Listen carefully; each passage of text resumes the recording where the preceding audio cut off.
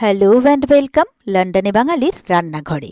দুর্গোৎসবের আনন্দে আজকে রান্নাঘরে নিয়ে এসেছি সপ্তমী স্পেশাল একেবারে রাজকীয় পদ ভেটকি মাছের কালিয়া।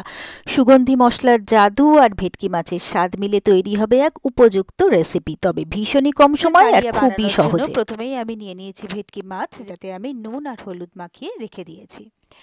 এরপরে আমি গ্যাসে বসিয়ে দিচ্ছি একটা প্যানে দিয়ে দিচ্ছি আমি সর্ষের তেল। তেলটা ভালোভাবে গরম হলে এর মধ্যে মাছের পিসগুলো দিয়ে দিলাম। এরপরে আমি সময় দেবো এক পিঠটা ভালো করে ভাজার জন্য। এক পিঠটা ভালোভাবে ভাজা হয়ে গেলে আমি উল্টে দিব, যাতে অপর পিঠটাও ভালোভাবে ভাজা হয় তার জন্য। তো এইভাবে উল্টে পাল্টে আমি মাছটাগুলোকে ভালোভাবে ভেজে নিলাম। এরপরে মাছগুলোকে আমি আলাদা একটা পাত্রে তুলে রেখে দিচ্ছি। এরপরে যে তেল রইল তার মধ্যে আমি দিয়ে দিচ্ছি একটা আলু, যেটা আমি ডুমো ডুমো করে কেটে নিয়েছিলাম, আর দিয়ে দিচ্ছি অল্প করে একটু হলুদ। এবারে এই হলুদের সাথে আলুটাকে ভালোভাবে মিশিয়ে নেব। তারপরে আমি আলুগুলোকে ভালো করে ভেজে নেব। তো আলুগুলো কিন্তু আমি বেশ ভালোভাবে ভেজে নিয়েছি। এরপরে আমি আলুগুলোকেও আলাদা একটা পাত্রে তুলে রেখে দিলাম। এরপরে যে তেল রইল তাতে আমি দিয়ে দিচ্ছি একটা তেজপাতা, দিয়ে দিচ্ছি হাফ চা চামচ গোটা জিরে, আর দিয়ে দিচ্ছি দুটো এলাচ। এলাচগুলো আমি একটু ফাটিয়ে দিয়েছি। এরপরে আমি 8 থেকে 10 সেকেন্ডের জন্য এই মশলাটাকে ভালো করে ফ্রাই করে নেব। তো এটা ভাজতে ভাজতেই কিন্তু বেশ একটা সুন্দর গন্ধ বেরোচ্ছে। এরপরে আমি এখানে দিয়ে দেবো একটা পেঁয়াজ, যেটা আমি স্লাইস করে কেটে রেখেছিলাম। সেই পেঁয়াজটা আমি এর মধ্যে দিয়ে দেবো। এরপরে পেঁয়াজটাকেও আমি প্রায় 2 থেকে আড়াই মিনিটের জন্য ভালো করে ভেজে নেব।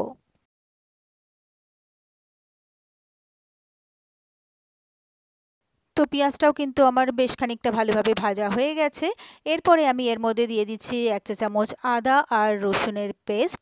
এবারে এই আদা আর রসুনের পেস্টটাকেও আমি ভেজে নেব, যতক্ষণ না এই আদা রসুনের কাঁচা গন্ধটা চলে যাচ্ছে ততক্ষণ পর্যন্ত।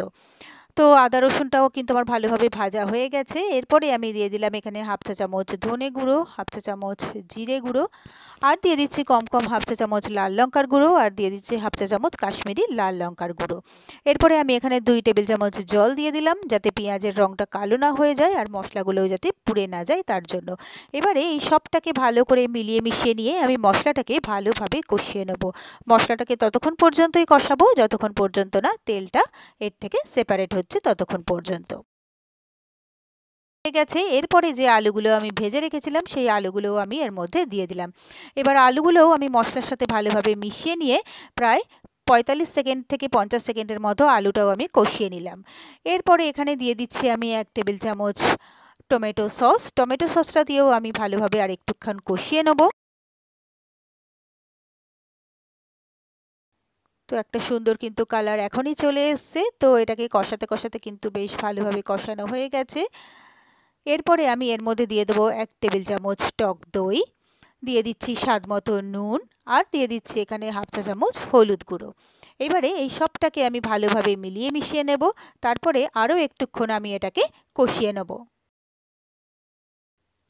আর এই রান্নাটা করতে কিন্তু একদম বেশি সময় লাগে না, খুব কম সময়ের মধ্যে কিন্তু তৈরি হয়ে যায়, আর ভীষণ টেস্টি কিন্তু হয় এই কালিয়াটা। তো এবারে ভালোভাবে আমার কষানো হয়ে গেলে আমি এর মধ্যে দিয়ে দিলাম গরম জল গ্রেভির জন্য। তো ভালো করে সবটাকে মিলিয়ে মিশিয়ে নিচ্ছি, যে যতটা পরিমাণ গ্রেভি রাখবেন সেইভাবে জল দেবেন। তো এটা একটু ফুটে উঠতে আমি এবার এটাকে ঢাকা দিয়ে দেবো কয়েক মিনিটের জন্য, যাতে আলুগুলো ভালোভাবে সেদ্ধ হয়ে যায় তার জন্য। তো মিনিট কয়েক পরে আমি ঢাকনাটা খুলে নিলাম। আলু তো আমার ভাজাই ছিল, সুতরাং সেদ্ধ হতে খুব বেশি সময় লাগবে না। তো নেড়েচেড়ে আমি দেখে নিচ্ছি আলুগুলো কিন্তু আমার মোটামুটি ভালোভাবেই সেদ্ধ হয়ে গেছে। এরপরে যে মাছগুলো আমি ভেজে রেখেছিলাম সেই ভাজা মাছগুলো আমি এর মধ্যে দিয়ে দিলাম। এরপরে মাছগুলোকে আমি একটু উল্টে পাল্টে দিচ্ছি। এরপরে আমি এর মধ্যে দিয়ে দেবো কম হাফ চা চামচ গরম মশলার গুঁড়ো। তো এবারে গরম মশলা গুঁড়োটাকেও ভালোভাবে সব কিছুর সাথে মিশিয়ে দিই। তো সবটাকে ভালোভাবে মিলিয়ে মিশিয়ে দেওয়ার পরে আমি আরও 1 থেকে 1.5 মিনিটের জন্য এটাকে ঢাকা দিই। তো মিনিট দেড়েক পরে আমি ঢাকনাটা খুলে নিলাম, নেড়েচেড়ে দেখে নিচ্ছি কালিয়া কিন্তু আমার প্রায় রেডি হয়ে গেছে। এই পর্যায়ে চাইলে কিন্তু এখানে একটু ঘিও ব্যবহার করা যায়, তো আমি আর ঘি ব্যবহার করলাম না। আপনারা চাইলে এখানে হবে। তো আরও 1 মিনিট মতো ফুটিয়ে নেওয়ার পরে আমি গ্যাসটাকে অফ করে দিলাম। আমার কিন্তু ভেটকি মাছের কালিয়া একদম রেডি হয়ে গেছে।